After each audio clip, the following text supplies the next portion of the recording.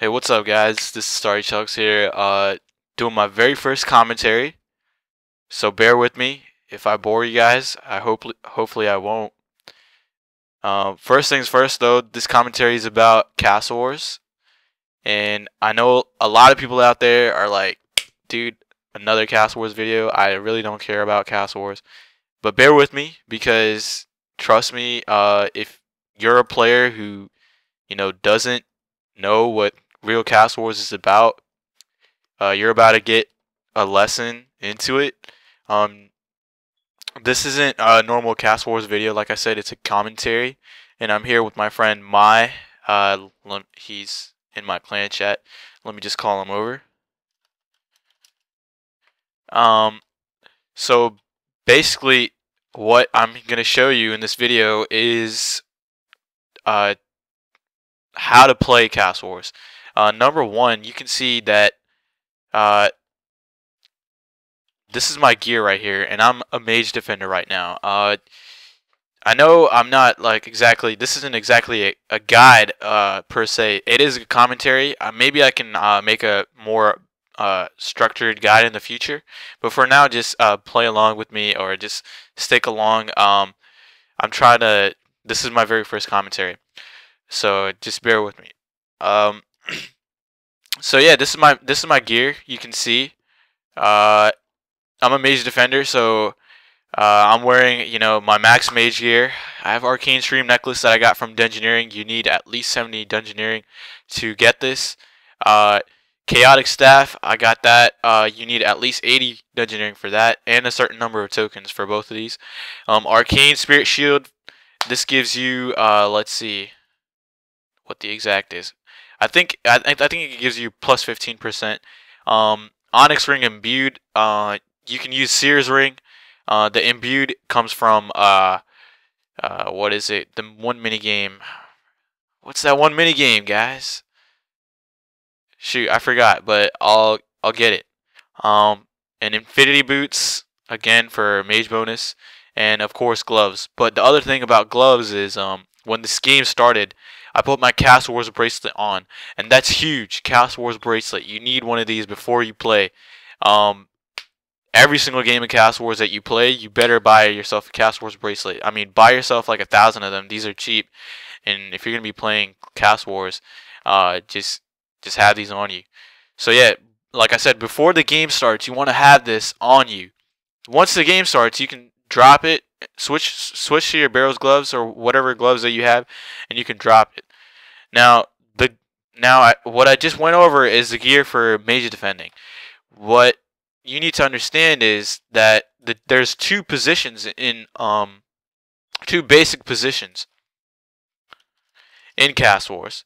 So what I just explained to you is mage defending. What I'm doing right now is just cading up my spawn floor, and this is the biggest thing that you need to know about defending is setting barricades and then tendering them. And then you might ask me, well, what the hell does tendering mean? And tendering basically means once you get a barricade, you light it on fire with a tinderbox. And you can get a tinderbox either from here, as you can see in the corner, or you can get one from the spawn floor. It's also in the corner there, next to the bandage room. We call this the spawn floor, by the way. And this is the bandage room. Yeah, so there's a tinderbox right there. Alright, so you gotta really pay attention to my setup right here. This is a basic setup right here for Castle Wars. You want to have your cades aligned like this every single time, and I don't care if people end up like destroying the barricades. You want to reset them if they do. Alright, so let me call my friend Mai over here. He's gonna show you what it's like to score, and I'm gonna practice defend him.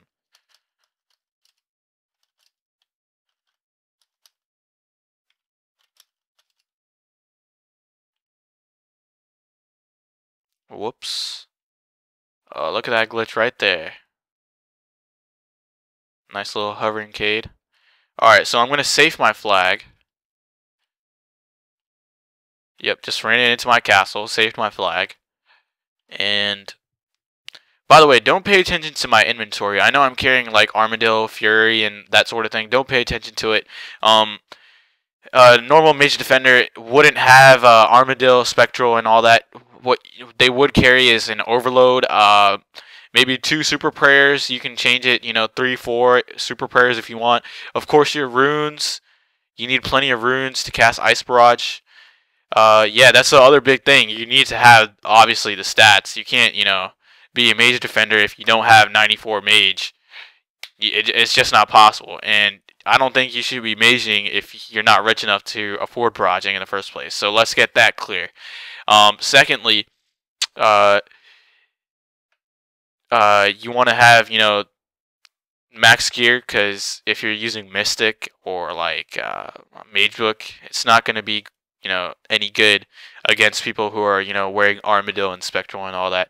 So if you're maging, and maging is, in my opinion, the hardest position to play, you definitely want to take advantage and have the max gear you can get, the max stats, all that. So yeah, your inventory would be Overload. This is for before when the game starts. An Overload, maybe a ZGS. Always bring a Zam Spear. I already told you about Cast Wars Bracelet. Always have that on you. Your maybe a spec weapon, like I said, Claws, but pick one, either ZGS or Claws. Then bring Spear. All right, so I was in the middle of something, but we'll get to that later. We're doing a sample rush. Let me see. All right, so I'm not playing my greatest. I should have been tendering him. But it's all good. I got him. So what you saw me do right there is I tendercaded. Now these cades are there, but obviously he has explosive potions. And he's just going to blow through them if I don't tender him. So what I have to do is make sure that not only do I set the cades, but I also tender them.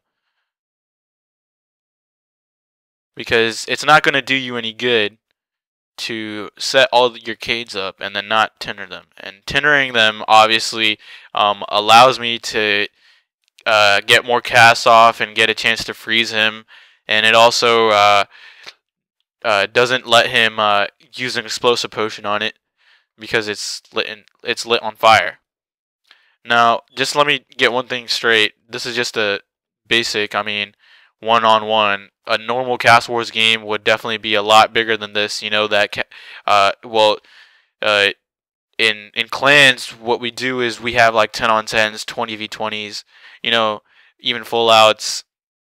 But in smaller games, there's nothing wrong with playing a smaller game. We have 1-on-1s and 2-on-2s and 5v5s all the time. But like I said, don't get confused. You might be like, wait, why is it just the two of you?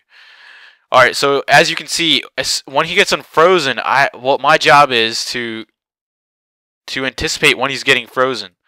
A barrage lasts 20 seconds. So I have to anticipate when he's going to get unfrozen. And as you can see, he went up for my flag, but I chased him up there, and I set a cade and tendered it. And I casted him a couple times, and I got him frozen. Now, I know all I'm doing right now is spam maging, but what I could do is, switch to ZGS and melee him and make him prayer switch a little bit. There we go. So that was just the basic, just to show you what it's like to defend. Let's say he had gotten out of my castle, and we're going to show you that real quick. Let me call him over.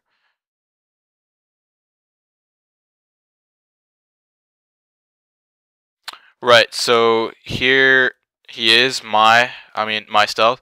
He's going to take my flag, and I'm just going to let him go out, just on purpose, just to show you what I would do if my flag did get out. Alright, so he's getting out. I'm going to try to cast him. Let's see if I can get him. Nope, I splashed. Alright, so he's going underground.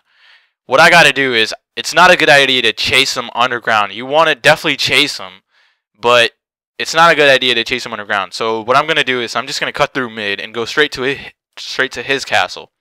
Because the thing is, if I go underground, there's a chance that he cades me out. You know what I'm saying? Or I get rocked. So it's just better to go straight to his base and anticipate him and wait for him there. It does take longer to get to your castle underground. So it's just a little bit. Oh my god, it's just a little bit faster to cut through mid. So I'm gonna be here before him. Well, look at that. He cut up mid again. Oh no, oh no. This is not looking good. I was planning on ZGSing him. Oh no. See, that's something you don't want to do. That's something you don't want to do. But there we go. We got him ZGS'd. And one thing about ZGS is that it lasts 30 seconds. But the other problem is, of course, you can't forecast or anything like you can with Mage. So you want to use it, in appropriate timings. You want to, if you know what I'm saying.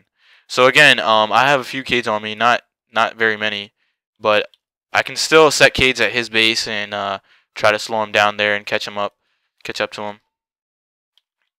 It looks like he's gonna score this one, but obviously, this wasn't a real rush or anything.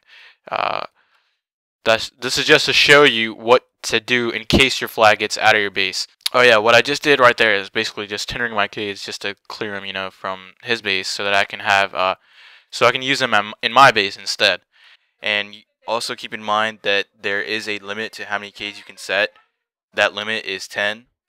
And you also want to be conscious of how many cades you're using on defense, because scorers can also use cades. So let's say you're defending, but your scoring team needs to use some cades. So you want to be aware of that. You don't want to use 10 cades and then the scoring team won't be able to use any. The other thing that I need to mention is that you see that I'm running back to my castle. That's because he scored on me, and it's really important because I'm on defense for me to run back as soon as possible, because he's going to be getting ready for his next rush, and I got to be ready for him to come. So basically what I'm doing by running back to my castle and preparing for him, that's called re-defending or re-defing. And that's something that you always want to do when you're on defense and they score. Alright guys, thank you so much for watching my video. I wish you all the best of luck at becoming great Mage defenders, and I hope to play with you guys sometime soon. Also, I'll be linking the part 2 of this video, which is the scoring version, in the description and here as well. There is also a screenshot attached of what the appropriate Mage defense gear is, also linked in the description box. Thank you so much again guys for watching. Take care.